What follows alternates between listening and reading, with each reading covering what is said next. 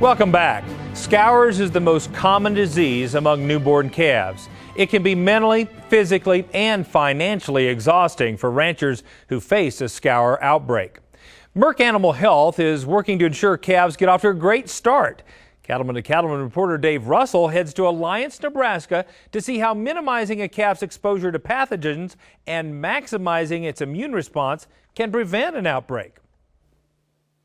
Success in producing and raising healthy, profitable calves hinges on a good start. For cow-calf producers, their whole profit structure is based on calves. I mean, that's what they have to sell, and so having live calves, getting calves off to a good start is really critical to their success. So in the first 30 to 60 days, the major problem or challenge that these calves face is scours. Scours, or neonatal diarrhea, is an infection that destroys the lining of the gut, causing the calf to become dehydrated and unable to absorb vital nutrients. Once an outbreak has occurred, treating scours is not an easy task. One of the reasons it's difficult is because a lot of times we're dealing with viruses, and so our typical antibiotic-based therapies are not going to have any effect on viruses. The calves, the major problem they face is that they dehydrate quickly, they lose a lot of fluids, and so the main treatment is aimed at trying to restore those fluids. So that can be done early on by tubing the calves with electrolytes for more severely dehydrated calves, and we'll put in an IV. It's a pretty labor-intensive kind of deal. In addition to a labor-intensive treatment process, calf scours can take an emotional and financial toll on a rancher. It's their job to get these babies started and keep them alive, just like your own kids, really, and so they take it seriously, and it's pretty hard on them when it's failing. When you get a bunch of calves getting sick, all of a sudden your workload doubles or triples. Everybody's working overtime, and so just, emotionally and stress, it takes a big toll. Financially, you've got the cost of treatment, the cost of calves that die that are not going to be there when it comes time to sell. So even the survivors of a scours outbreak, can have some permanent damage there, so they don't absorb nutrients as efficiently, so they fall behind. They don't gain weight as fast, and so there's several studies that have documented that calves that have had scours compared to calves that don't are going to be 20 to 30 pounds lighter at weaning. The viruses and bacteria that cause scours are primarily contracted through manure. Anywhere you have manure and mud and water to kind of help mobilize those bacteria, that's where they're going to get it. So one good way to pick it up is off the teats. When they go to nurse, if that cow's udder is dirty and it's got mud and manure on it, then they're going to get a nice dose of bacteria that way.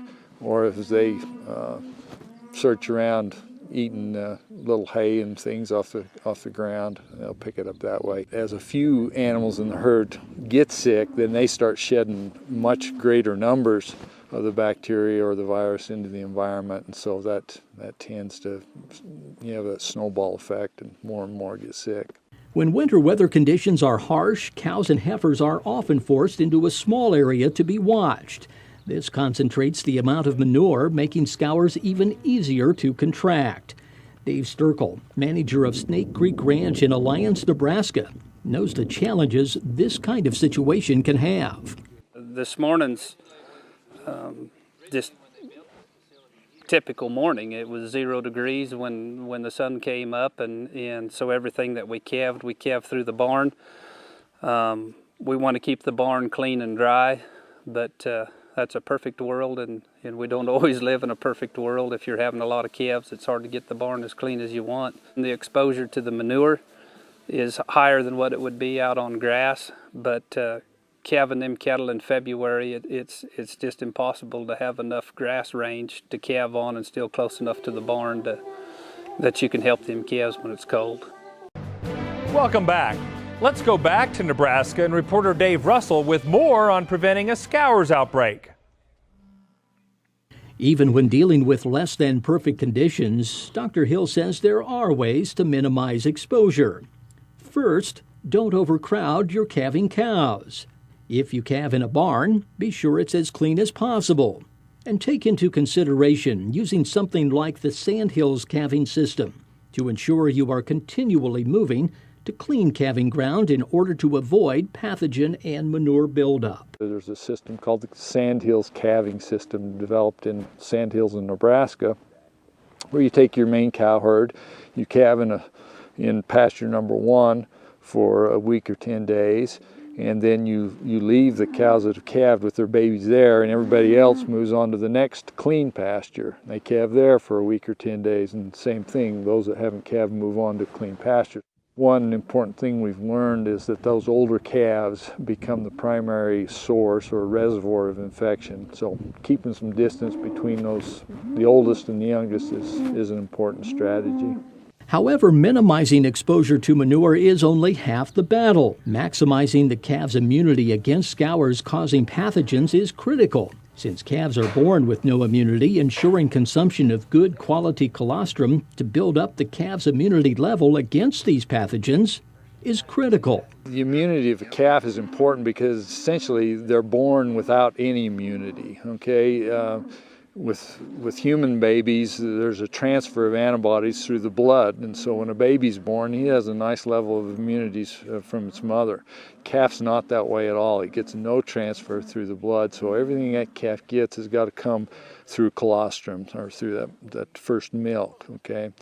So in order for that to happen effectively, that calf's got to get up after it's born, get to its mother, and have a good full meal of colostrum. And in that colostrum, then there's concentrated levels of antibodies that cow has produced, transfers them to the calf. We call it passive transfer.